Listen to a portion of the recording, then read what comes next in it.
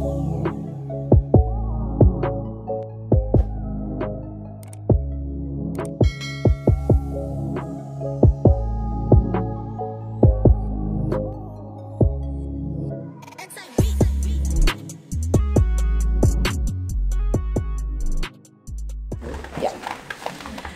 guys, welcome to my YouTube channel. I go by the name Loretta Law, and today guys I am interviewing a dance instructor.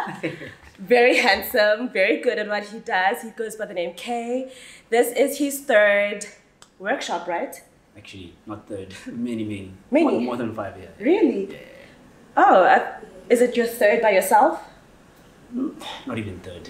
I can't even count. Really? Yeah, I do a couple in my city. So I've done a couple, like last year, I think I did like 3 already. And then I've done two solo ones in Shanghai, one collaborative one in Shanghai. Yeah. I've done one in Hangzhou. And then I've done one in Zhangjiagang. Oh. So quite a couple. And then so quite a couple. So it's not really my first rodeo. Yeah. So, yeah. Excuse us. Okay, so it is one of his workshops that he's having today in Suzhou. I believe before this you worked with a girl named Nox. Yes, that's the collaborative one that I had in Shanghai. In Shanghai, okay. Yes. And what happened to that partnership? No, it's still going on, but I had to push my own little thing, just try get my, I don't know how to say, my own identity in like the dancing space and stuff like that. So I wanted to push the AMAPIANO culture to the people in China. So I had to go about it alone. Alone? Yeah. So there wasn't like any beef? No. We're still gonna work together like more because we still have a lot of work to do. Okay. Yeah. I thought there was beef. And so how did you start the whole journey of being a dance instructor? Did it start in SA? Were you always a dancer? Yeah, I was kind of born with it. Yeah, really? Yeah, it's like a family thing. Like my dad was a Pantula dancer, so, and like his cousins are also like dancers. Like the art runs in the family basically. So, so it was just like a thing that it was just time. I had to just take time with it, but it was always going to happen. So it's like since before I left South Africa as well, I featured in a couple of videos, official videos. Yeah, for Shoma Josie. And then for Souls as well. So I did those collaborations before I left the country. But as well, I was just dancing, pushing my content on my YouTube channel, and just basically just doing shows around where I could and stuff like. So it's I was dancing before I came to China, and like on a high level. And then from here, when I got here, it was a bit slow because I had to like find people that are like-minded, interested in like Afro dances and stuff like that. Yeah. And obviously find a willing studio to sort of like partner with me in my city, because my city is quite a small little city in like the Guangdong province. So not many people are really open to that type of stuff. So I had to like take time with it. But once it happened and I found a studio that's really welcoming, hosted a couple of workshops and did a couple of classes, and that's how I got to like sort of host like other workshops in other cities as well, because I was like, okay, there's a demand for this and stuff like that. So I wanted to do that in other cities as well. So that's how it came about. Yeah. So that's kind of my little journey so far. Yes. And also at Daung, right? Daung, yes. Yes. So even back then you were still into this whole dancing thing, even though it's small. You were still able to, like, from my young age, I was focused on school mostly, but in high school, like the dance bug sort of like hit me most, and then I joined like Arts Culture Foundation in Daung called Mabano. Yeah. So I started dance there for like 2 years, but then after that I moved to Focalistic to Johannesburg. Yeah. And then there when I met like a couple of dancers as well that actually also like elevated my love for dancing, and also like the level of skill that I had as well at that point. And I took part in a couple of competitions, and yeah, so that was great. And last year when I went home, I did a workshop. I did a workshop back home before Corona hit. So before I came back, I did a workshop in Mabana. Beautiful. And yeah, so yeah, that's basically it. So do you have a partner? Partner as in who? As a girlfriend? I do. You do? I do. Wow, blush. So, like, how do you handle the attention if you are a boyfriend, a partner to somebody? Don't you get the attention when, like, the girls are like, oh my God, Kate? I handle it in the most professional way. Yeah, so, like, you know, I always tell people, like, people that sort of, like, support me, I don't call them my fans or anything. I just call them my people, you know? Yeah. Because I'm, like my alias, my AKA is, like, the people's dancer. So I never want to call people, like, fans or anything. They're just my people. Yeah. So I always just take everybody on face value, but also, like, keep it pretty professional, because this is a job, it's a craft, it's an art, and, you know, I really want to keep it professional and just move it. So that's how I keep it above board. You keep it professional. Yes, very professional. And nobody tries to. No. Okay. No. Help me. Unfortunately not. Unfortunately. Unfortunately. Okay. And so the workshops, have you seen any progress in terms of it growing and the numbers growing, or did you ever go through a phase where the numbers are, like, very stagnant, and how did you handle? No, definitely. Like, workshop by workshop, it has grown, like, the numbers, and also, like, the amount of people that are interested, because, you know, obviously I document these workshops, you know, like, you know, I have a videographer, and then, you know, they come through, and then after that we release a video, you know, the Shanghai workshop, now we're going to release for the Suzhou workshop. So people see that on my WeChat channel, they're like, yo man, please come to our city, you know, blah, blah, blah. That's how I go to, like, many cities, because I just see the people like, oh, we want you to Beijing, we want you to okay, think about it. Then I can find someone a studio, then I get to book the studio, and then I come through, and then that's just how it happens. So it grows. So it's mainly almost always, like, a great turnout, you know, which is something that's very, like, humbling. Like, the support is humbling for me, and I really love the people, like, coming out and supporting, you know, the culture and stuff like that. So. And so did you meet your partner through dancing? No, I didn't. I was met completely somewhere else. Yeah. I love how you blush on the top of your head. And just, you know, quickly before the session starts, so AMAPIANO, you specifically choreograph for AMAPIANO, or is it multiple genres, or is it specifically that one for now? For now, because, you know, that's like the in thing, but that's what I do, like, AMAPIANO mostly, but I can do Benga, Spanzola, Kwasa, you know, but mostly South African dances, but I can also do hip hop. But for now, I think I'm trying to rep my country, I'm trying to rep my continent, because, you know, we're in a different space, and trying to teach people about the beauty of our culture and the beauty of our music. So I think it's a very key thing where I need to teach the people about AMAPIANO, because I think it's the biggest sound to come out of Africa in recent years. Yeah. So, you know, we need to just teach people, like, there's this genre of music and this genre of dance that exists, and that comes from South Africa, and then, you know, I can be the vessel that can take it to the people here. And lastly, one last question.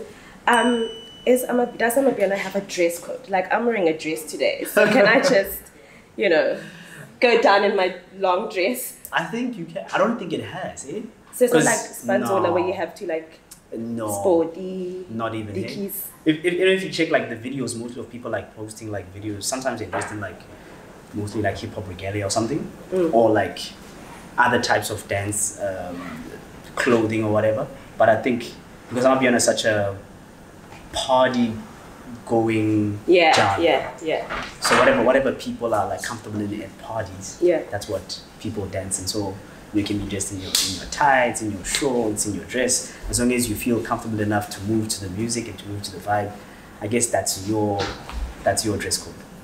Okay, one last thing. So I asked somebody close to you to give me an interesting fact about you while I was doing my research, and she said, like, you are a people's dancer, and she said you're the most humble person, and she said that you are a God-fearing man, right? Yes. So being a God-fearing man, I'm also a God-fearing woman, I'm born again, but, like, how do you integrate being God-fearing AMAPIANO together? Does it ever clash, or is it just something that doesn't affect your craft? Your religion, does it affect your craft? Do you sometimes feel like, you know, it affects it or not? I wouldn't say it does, because, you know, mostly the music that, you know, the guys back home make is mostly just happy messages, people just partying and stuff like that, you know. So I don't think you know, obviously I'll check the type of lyrics that come onto the songs. If it's like cringeworthy, I don't really dance to that. Oh, so you do check the lyrics and you do check if it's in alignment with what you believe in. Yeah. Of course. I don't want any homophobic or sexist or any type of negative rhetoric towards like any group of people. So obviously I check the lyrics and I check everything else, and so that's just I'm a person who respects people in every form or shape that they come in. So yeah, but I do check. It's a very important thing. Okay, the reason I did this interview is because you are bringing South Africa to China, right? I'm also trying to be creative, trying to bring SA to China. It is very inspiring what you do, right? Because I've seen some of your videos. You teach people of many cultures, nationalities. Some people don't even know how to relate to the song or to the music, right? It is inspiring. I'm looking forward to starting this journey because this is my first workshop. I am inspired by what you do. Some of us are looking and like, yes, bring it back. So, yeah. Appreciate it. Cool. Thanks, guys. Don't forget to like and subscribe to my YouTube channel. Bye. So many babies.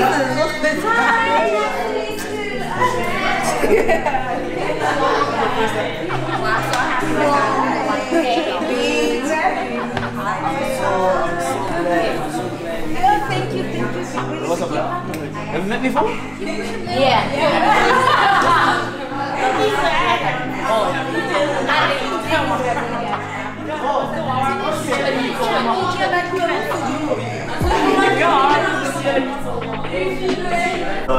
Now the UK is dancing and everyone else is dancing. So it's I think it's the next big genre to come out of Africa as a whole, because now it's steadily growing and people are streaming all the music on the continent, and outside the continent. So people are touring. If it was not for COVID, I think our artists would be touring every single place. So, but now people are still streaming the music and stuff like that. So, I believe it's one great genre for the African continent, one great genre for South Africa, and I'm here to sort of introduce some of the people that have not been introduced to the genre in a proper way, I guess. So today I just want to say my workshops are very safe spaces. I'm not here to look for like the greatest dance. Over down. Hey. Ready, focus, sa, and then pop. Yeah, no.